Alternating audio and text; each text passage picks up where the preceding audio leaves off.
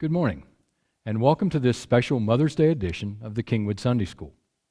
On behalf of the Mother's Day Committee, let me begin by wishing each one of you who is a mother a very special and memorable, I'm sure, and happy Mother's Day. However, in the current crisis and in this time of shortages, in order to prevent the hoarding of Mother's Day well wishes, the committee felt that actions were necessary to ensure that Mother's Day greetings were only extended to those people who actually met the criteria of motherhood.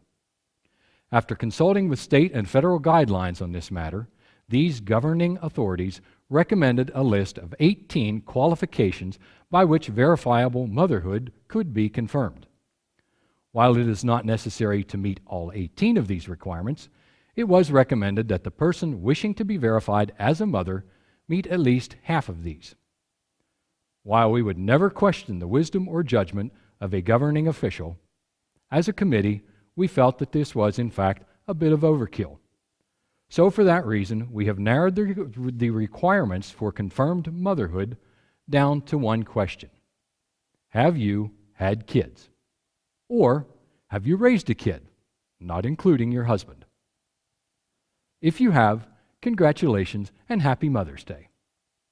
If you cannot meet these criteria for biological reasons such as you are a man, or you're in fact still a kid, please stop hoarding up Mother's Day blessings and pass them on instead to the qualified mother nearest to you.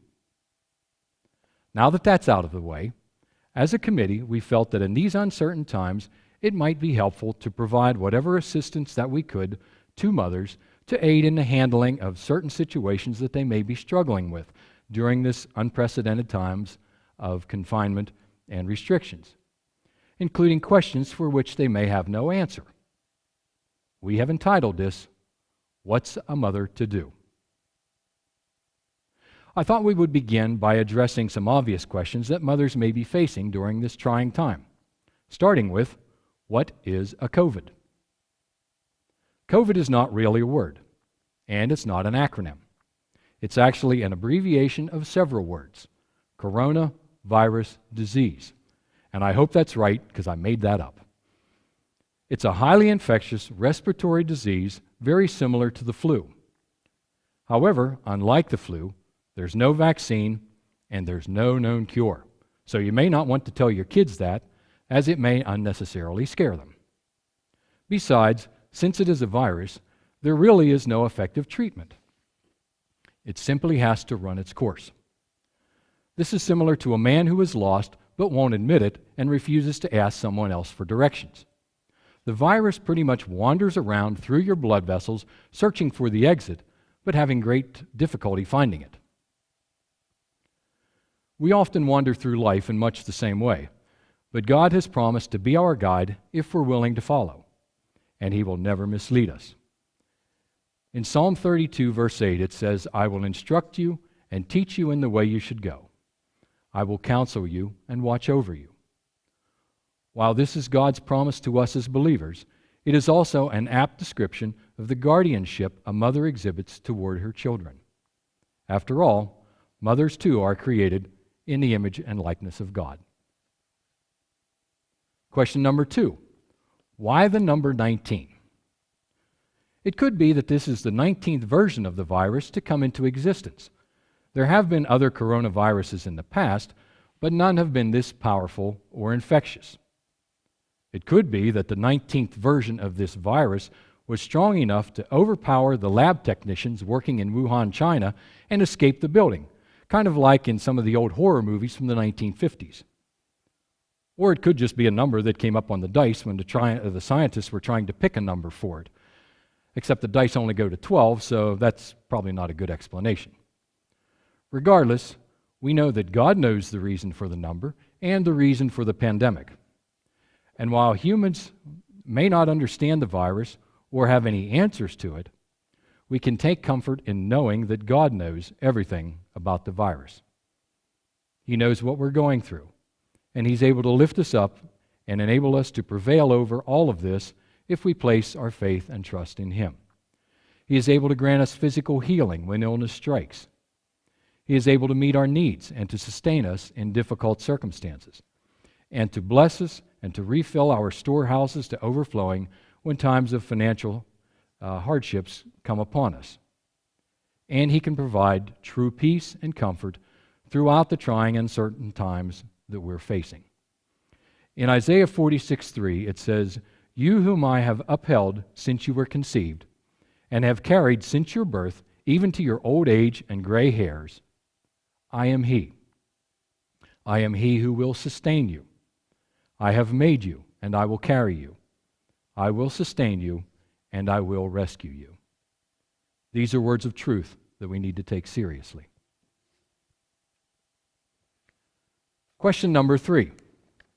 Why is everyone wearing masks? Because we're hiding from the virus. If it can't see us and it can't identify us, it can't infect us. That's a known medical fact. Or maybe we all just have bad breath. Masks are supposed to be essential in preventing or at least slowing down the spread of the virus.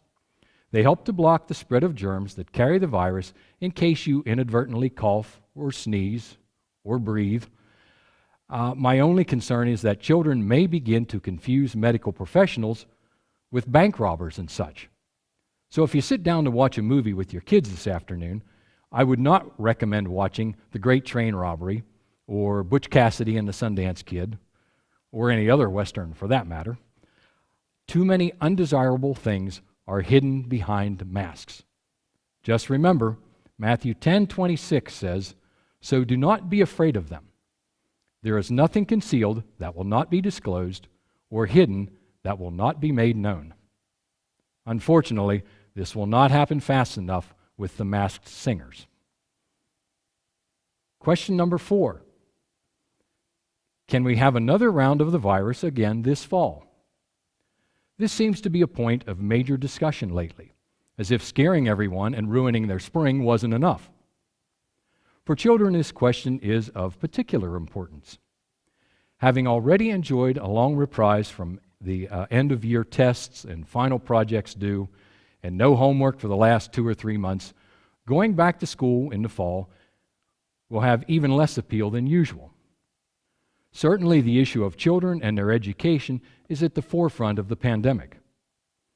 Childhood education is of the highest importance, but so is the health and well-being of our young people.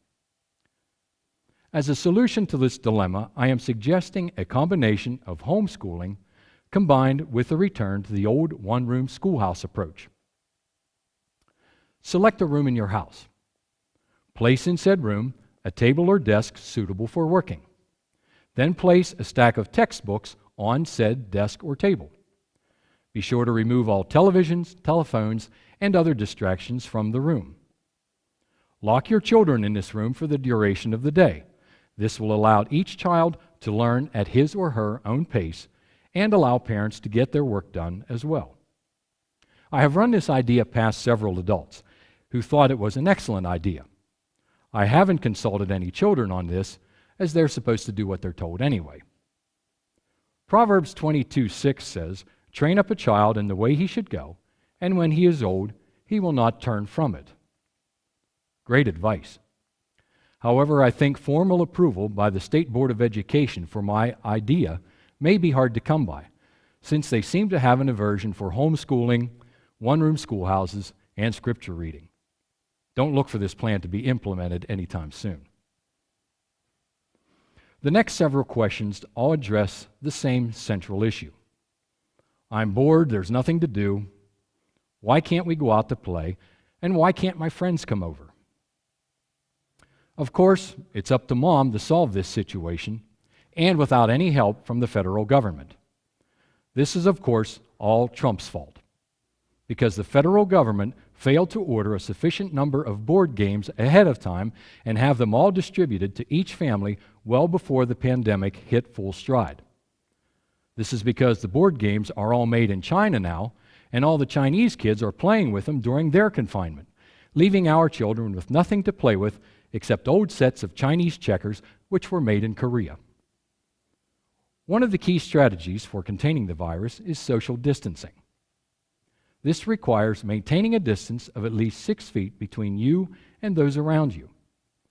This distancing factor, along with the prescribed face masks, is supposed to greatly reduce the likelihood of spreading the virus to those individuals who you come in contact with. However, this distancing factor also eliminates any practical method of playing with anyone within less than shouting distance, with perhaps the exception of Nerf gun battles. Just be sure to sterilize the bullets after each shot. Our suggestions for family interactivity during this time of confinement include such lost family activities as non-specific, impromptu family conversations, saying something nice about the person on either side of you,